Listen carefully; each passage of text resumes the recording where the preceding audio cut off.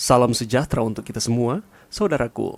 Dalam suasana yang penuh dengan syukur ini, marilah kita bersama-sama mengucapkan terima kasih kepada Tuhan atas segala perlindungan dan berkat yang telah melimpah sepanjang minggu yang telah kita lewati ini. Melalui anugerahnya, kita telah melewati berbagai peristiwa dan mendapat kekuatan untuk menghadapi tantangan yang muncul di sepanjang perjalanan hidup kita. Pada saat ini, kita akan kembali merenungkan ringkasan pelajaran sekolah Sabat dengan judul Menyanyikan Nyanyian Tuhan di Negeri Asing. Pelajaran ini mengajak kita untuk dapat memahami makna dan nilai kerohanian dalam menghadapi perubahan, tantangan, atau situasi yang mungkin terasa seperti negeri asing bagi kita. Ketika kita merenungkan tentang menyanyikan nyanyian Tuhan di negeri asing, pertama-tama mari kita mengakui bahwa hidup ini penuh dengan ketidakpastian dan perubahan. Namun, Tuhan memanggil saudara dan saya untuk tetap setia dan menyanyikan nyanyiannya, bahkan di tengah-tengah ketidakpastian itu. Menyanyikan nyanyian Tuhan di negeri asing bukan hanya tentang pujian dan penyembahan, tetapi juga mengenai kepercayaan yang sungguh bahwa Tuhan adalah penolong yang setia dalam setiap langkah kehidupan kita. Dia memberikan kekuatan dan hikmat kepada saudara dan saya, agar kita tetap setia di tengah-tengah dunia yang terkadang keras dan penuh ujian ini. Oleh karena itu, untuk beberapa menit ke depan ini, mari kita mempelajari bersama ringkasan pelajaran sekolah Sabat kita ini, sehingga ini dapat menjadi pendorong bagi kita untuk terus memperdalam hubungan kita dengan Tuhan, memperluas pemahaman kita tentang rencana Tuhan yang indah di dalam kehidupan kita, dan menjadi terang di tengah dunia yang seringkali penuh dengan tantangan-tantangan kehidupan ini. Mari kita ikuti pelajaran kita berikut ini.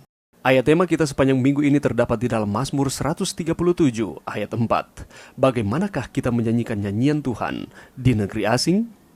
Saudaraku, kita patut mengucap syukur kepada Tuhan di dalam setiap kehidupan kita yang telah kita lewati sepanjang minggu ini kembali, di mana Tuhan sudah memberkati kita, dan di dalam setiap kehidupan kita pasti bertemu dengan tantangan-tantangan, masalah-masalah yang datang silih berganti. Dan, saudaraku, kita harus mengetahui bahwa iman yang alkitabiah seringkali melibatkan ketidakpastian dan ketegangan, bahkan tantangan-tantangan di dalam kehidupan, sama halnya dengan keyakinan dan peneguhan. Terkadang ketidakpastian dan ketegangan, terutama saat menghadapi kejahatan dan ketidakhadiran Tuhan, bisa saja terjadi hampir tak tertahankan. Mungkin kita berpikir bahwa kita ini adalah pengikut Kristus. Kita melakukan segala sesuatu sesuai dengan instruksi Tuhan di dalam firman-Nya. Tetapi yang kita dapatkan adalah justru ketidakpastian, justru ketegangan-ketegangan di dalam kehidupan kita, atas segala masalah-masalah kehidupan kita. Dan mungkin oleh karena hal-hal yang terjadi di dalam kehidupan ini, sehingga kita mulai mempertanyakan Tuhan di dalam kehidupan saudara dan saya. Namun, ketidakpastian yang kita hadapi di dunia ini seharusnya tidak boleh mengacu pada Tuhan. Mungkin kita mempersalahkan Tuhan di dalam kehidupan kita karena karakternya yang penuh kasih dan kebenaran atau kesetiaannya. Jadi dengan kata lain bahwa kita diizinkan Tuhan menghadapi masalah kehidupan, tetapi ini bukan oleh karena Tuhan. Kita akan belajar bersama dari para pemazmur, karena mereka juga mungkin mempunyai keraguan mengenai masa depan di zaman mereka pada waktu itu. Namun mereka seringkali memohon kepada kasih dan kesetiaan Allah yang tak tergoyahkan. Ada kalanya mereka mempertanyakan Tuhan, tetapi mereka tetap ada di dalam Tuhan. Mereka tetap percaya akan kasih dan kesetiaan Tuhan yang tak tergoyahkan. Bagaimana dengan saudara dan saya? Bagaimanakah caranya supaya kita tetap percaya kepada Tuhan, tetap mengasihi Tuhan, dan percaya akan kesetiaan Tuhan akan terus menjadi bagian kita di tengah-tengah situasi-situasi yang pelik di dunia ini? Untuk beberapa menit ke depan ini kita akan mempelajari bersama mengapa Tuhan membiarkan dosa dan penderitaan ada. Mengapa Tuhan membiarkan orang yang tidak bersalah menderita? Mengapa Tuhan tidak mengakhiri penderitaan kita saat ini? Apakah janji-janjinya dalam kitab suci telah gagal? Dan mengapa orang jahat sejahtera? Mari kita ikuti pembahasan berikut ini. Mengapa Tuhan mengizinkan dosa dan penderitaan ada? Mazmur 79 ayat 10 mengatakan, mengapa bangsa-bangsa lain boleh berkata, di mana Allah mereka? Biarlah di hadapan kami bangsa-bangsa lain mengetahui pembalasan atas darah yang tertumpah dari hamba-hambamu. Saudaraku, mungkin kita berpikir bahwa apabila kita ada di dalam Tuhan, maka kita tidak akan pernah bertemu dengan namanya masalah ataupun tantangan-tantangan di dalam kehidupan. Tetapi apakah benar seperti itu? Mari kita lihat pengalaman dari bangsa Israel. Ketika Raja Nebukadnezar menghancurkan bait suci dan meruntuhkan Yerusalem, umat Allah benar-benar kebingungan. Mereka bingung, apakah Tuhan telah meninggalkan mereka? Karena mereka ini adalah bangsa pilihan yang sudah dijanjikan sejak dari nenek moyang mereka bahwa bangsa ini adalah biji mata Tuhan. Tetapi kenapa terjadi penawanan yang dilakukan oleh Raja Nebukadnezar? Sehingga lewat pengalaman dari bangsa Israel ini menuliskan berapa lama Tuhan membiarkan penderitaan, berapa lama lagi kemenangan orang fasik, sampai kapan nama Tuhan dihujat.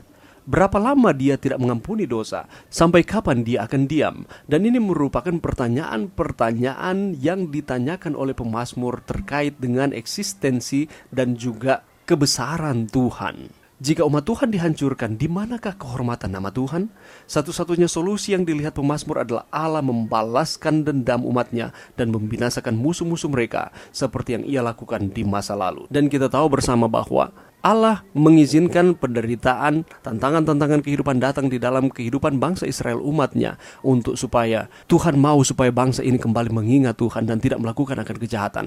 Dan ini juga dapat memperkenalkan Tuhan kepada bangsa-bangsa kafir yang menawan bangsa Israel bahwa ada Allah Israel yang sanggup membebaskan. Sadar bahwa dosa telah membawa mereka ke situasi ini, ia meminta Tuhan untuk mendengarkan, mengingat perjanjiannya, mengampuni dosa, menghapus penderitaan dan bertindak demi umatnya. Allah tidak meninggalkan akan umat-umatnya. Ketika Tuhan mengizinkan penderitaan datang di dalam kehidupan, yang harus kita lakukan sebagai umat-umat Tuhan adalah bukan mengandalkan kekuatan kita sendiri untuk mengatasi akan penderitaan, untuk mengatasi akan dosa kita. Tetapi mari kita bawa penderitaan, dosa-dosa yang telah kita lakukan, datang mengaku kepada Tuhan dan mengizinkan Dia mengampuni kita dan menyerahkan akan setiap pergumulan kita kepada Tuhan, sehingga kita nanti akan melihat Allah bekerja di dalam kehidupan kita. Mari kita terus percaya kepada Tuhan di dalam kehidupan saudara dan saya. Mengapa Tuhan membiarkan orang yang tidak bersalah menderita? Mazmur 88 ayat 3 mengatakan, biarlah doaku datang ke hadapanmu, sendengkanlah telingamu kepada teriakku. Orang yang mencintai Tuhan dan mau mengabdi kepada Tuhan diharapkan terbebas dari kejahatan, dilindungi oleh Tuhan. Tetapi tidak seperti itu. Kenyataannya orang benar juga menderita seperti orang lain. Dan ada banyak di dalam Alkitab yang menuliskan bahwa orang-orang benar juga mengalami penderitaan di dalam kehidupan. Pemazmur yang sakit menunggu kematian, dia tidak mengerti mengapa Tuhan tidak menanggapi. Dia setia kepada Tuhan, dia berdoa kepada Tuhan, dia meminta supaya Tuhan memberikan kesembuhan dan mengampuni akan dosanya. Tetapi kelihatannya Tuhan tidak menanggapi akan doa-doanya. Ia bahkan menuduh Tuhan sebagai penyebab penyakit dan kesakitannya oleh karena kesembuhan yang tidak kunjung tiba. Dalam Mazmur 88 tidak disebutkan dosa-dosa yang dapat menyebabkan penyakitnya. Kenyataannya penderitaannya, atau seperti yang sering juga terjadi pada penderitaan kita, tidak disebabkan oleh dosanya sendiri. Dia tidak melakukan kesalahan, dia tidak melakukan sesuatu yang tidak berkenan kepada Tuhan. Dia hidup setia kepada Tuhan. Sama seperti dengan Ayub, demikian juga dengan pemazmur pada saat itu. Dia diizinkan Tuhan untuk mengalami kesakitan. Kenyataan ini membuat penderitaan menjadi sesuatu yang sulit untuk dipahami dan tidak dapat dijelaskan. Mungkin kita juga di dalam situasi kehidupan kita terjadi seperti itu. Kita hidup setia kepada Tuhan. Tidak ada sesuatu yang salah yang kita lakukan di mata Tuhan. Tetapi kita diizinkan untuk mengalami situasi yang buruk, mengalami sakit, penyakit, dan penderitaan. Apakah yang harus kita lakukan? Hanya ada satu solusi, saudaraku. Berseru kepada Dia yang mengendalikan segalanya dan menunggu Dia bertindak pada waktunya.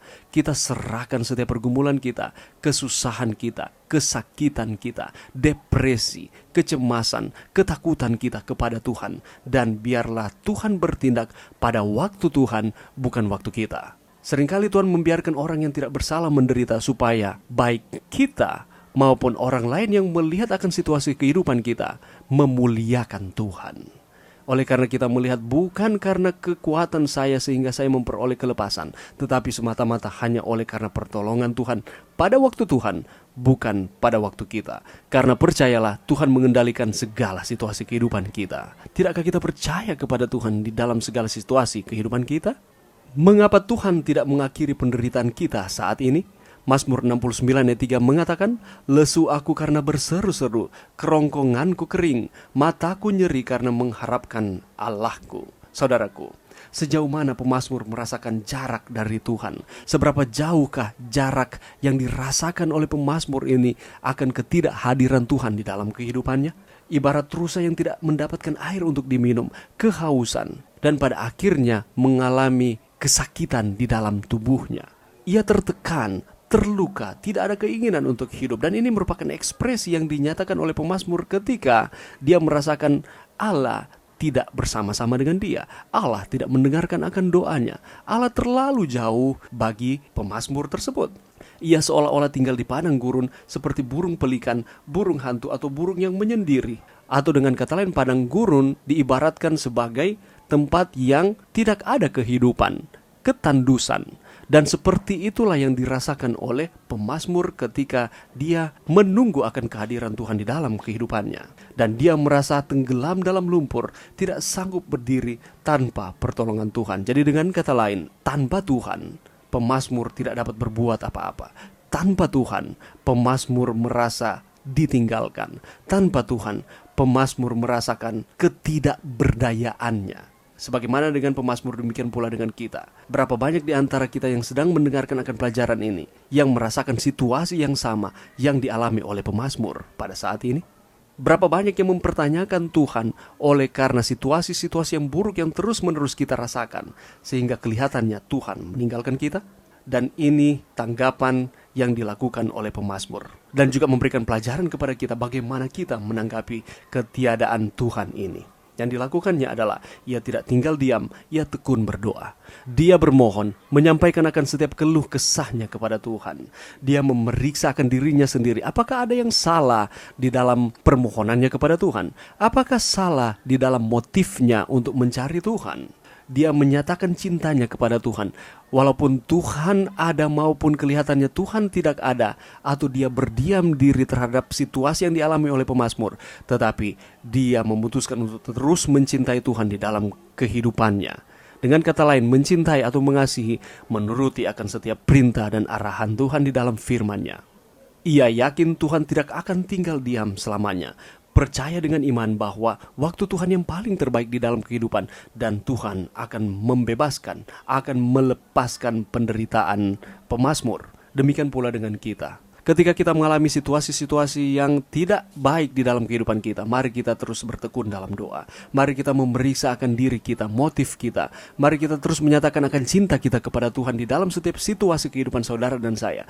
Dan yakinlah bahwa Tuhan tidak akan meninggalkan kita. Dia tidak akan diam untuk selama-lamanya. Mazmur menunjukkan bahwa komunikasi dengan Tuhan harus terus berlanjut apapun keadaan kehidupan. Demikian pula bagi kita, apapun keadaan kehidupan kita, komunikasi, hubungan kita dengan Tuhan haruslah terjalin dengan erat. Apakah janji-janjinya dalam kitab suci telah gagal? Mazmur 77 ayat 8 mengatakan, sudah lenyapkah untuk seterusnya kasih setianya? Telah berakhirkah janji itu berlaku turun-temurun? Pernahkah saudara dan saya merasa seperti pemazmur? Dia berseru kepada Tuhan dengan harapan mendapatkan jawaban, tetapi dia tidak menemukan akan jawaban tersebut. Dalam keputusasaannya, dia menolak menghiburan. Dia ingat saat-saat ketika dia bernyanyi untuk Tuhan dan merenungkan Tuhan. Dan dia berkata, sekarang apakah Tuhan telah melupakan saya? Di manakah janji-janji Tuhan yang dijanjikan di dalam firman-Nya? Mungkin pertanyaan-pertanyaan pemazmur sama juga dengan pertanyaan yang kita sedang tanyakan kepada Tuhan saat ini. Bagaimana dengan jawabannya? Jawabannya ada di masa lalu. Tuhan telah melakukan keajaiban di hadapan bangsa-bangsa. Dia membuat jalan di laut dan memimpin umatnya melalui tangan Musa dan Harun. Demikian pula Tuhan yang sama yang akan bersama-sama dengan kita. Dia tidak lalai dengan janji-janjinya. Dia tidak melupakan apa yang telah dia sampaikan. Tinggal dari saudara dan saya untuk menggunakan iman kita, kepercayaan sepenuhnya kepada Tuhan, bahwa janji-janjinya akan terrealisasi di dalam kehidupan kita. Namun, tidak semua tindakannya terlihat jelas pada saat ini. Kadang-kadang dia bertindak tanpa diketahui tangannya. Jejakmu tidak kelihatan. Entah diungkapkan secara terbuka atau tersembunyi, Tuhan bertindak untuk kebaikan saudara dan saya. Dia tidak meninggalkan kita. Oleh karena itu, mari kita menaruh kepercayaan kita sepenuhnya hanya kepada Tuhan. Mengapa orang jahat sejahtera? Mazmur 73 ayat 3 mengatakan, sebab aku cemburu kepada pembual-pembual, kalau aku melihat kemujuran orang-orang fasik. Apakah kita pernah memiliki pengalaman sama seperti dengan Asaf? Dia melihat orang-orang yang tidak setia kepada Tuhan, yang tidak berserah kepada Tuhan, yang melakukan kejahatan tetapi kelihatannya diberkati. Dan apakah yang kita rasakan ketika kita melihat hal seperti itu, sedangkan sebaliknya kita sudah setia kepada Tuhan, melakukan akan kehendak Tuhan, tapi justru kita mengalami penderitaan di dalam kehidupan kita? Teorinya adalah siapa binasa dengan tidak bersalah dan di manakah orang yang jujur dipunahkan? Yang telah kulihat ialah bahwa orang yang membajak kejahatan dan menabur kesusahan, ia menuainya juga. Jadi orang yang melakukan kejahatan akan menuai kejahatan. Tetapi yang terjadi kenyataannya adalah berbeda. Banyak orang fasik yang makmur dan tidak menderita, meskipun Tuhan telah disingkirkan dari kehidupan mereka. Meskipun mereka tidak melibatkan Tuhan di dalam setiap pengambilan keputusan mereka, di dalam setiap hal kehidupan mereka. Mereka tidak mempercayai Tuhan, tapi justru mereka diberkati. Tetapi bagi kita yang melayani Tuhan, berusaha untuk melakukan yang terbaik bagi Tuhan, justru menderita dan menderita berulang-ulang kali. Mari kita bersikap realistis. Di dunia ini, hukum kehilangan kekuatannya dan tidak pernah muncul keadilan, sebab orang fasik mengepung orang benar. Itulah sebabnya keadilan muncul terbalik. Jadi kita harus bersikap realistis bahwa pada kenyataannya seringkali kebenaran itu diputarbalikkan. Seringkali kita mencari keadilan, tetapi justru yang kita temukan adalah ketidakadilan. Orang fasik mengepung orang benar sesuai dengan Habakuk 1 ayat 4. Hal ini hampir membuat kaki Asaf terpeleset. Jadi dengan kata lain, hal ini hampir membuat penulis kitab Mazmur, Asaf, Mazmur 73 ini meragukan Tuhan dan berbalik dari Tuhan. Namun ketika Tuhan menuntun langkahnya menuju bait suci, akhirnya dia mengerti. Ketika dia melihat akan bait suci, dia melihat akan segala sesuatu yang diinisiatif oleh Allah melalui pelayanan bait suci. Dia sadar bahwa ada yang mengontrol segala sesuatu. Ada yang mengendalikan kehidupan manusia, dan dia pun mengerti. Kita harus melihat kemakmuran orang jahat dalam sudut pandang yang sebenarnya. Kita tidak boleh melihat hari ini, tapi pada akhirnya, bahwa segala sesuatu akan terbuka. Kita akan diperhadapkan di dalam pengadilan Tuhan, dan segala sesuatu perbuatan-perbuatan apapun itu akan terbuka di sana. Apakah baik maupun jahat, apakah kita mengasihi Tuhan atau tidak mengasihi Tuhan. Ketika orang jahat menghadapi penghakiman ilahi, mereka tidak akan ada lagi. Mereka akan kehilangan kebahagiaan kekal yang disediakan bagi orang benar. Itulah sebabnya janganlah kita pernah cemburu ketika kita melihat orang fasik yang tidak setia kepada Tuhan justru kelihatannya diberkati dibandingkan mereka yang setia kepada Tuhan. Mari kita lihat hasil akhirnya. Mari kita mendoakan mereka supaya mereka dapat meninggalkan akan jalan kefasikan mereka.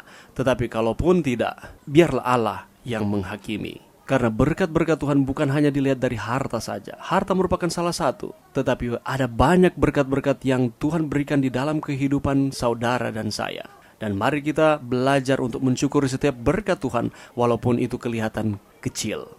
Sehingga kita tidak akan membandingkan kehidupan kita dengan orang lain. Dan kita akan mensyukuri setiap kehidupan yang Tuhan percayakan kepada kita. Mari berdoa. Terima kasih Tuhan atas firman-Mu sepanjang minggu ini. Bantu kami Tuhan untuk kami terus bersandar sepenuhnya kepada Tuhan di tengah-tengah situasi-situasi kehidupan yang kami alami di dunia ini. Ini doa kami Tuhan di dalam nama Yesus. Amin.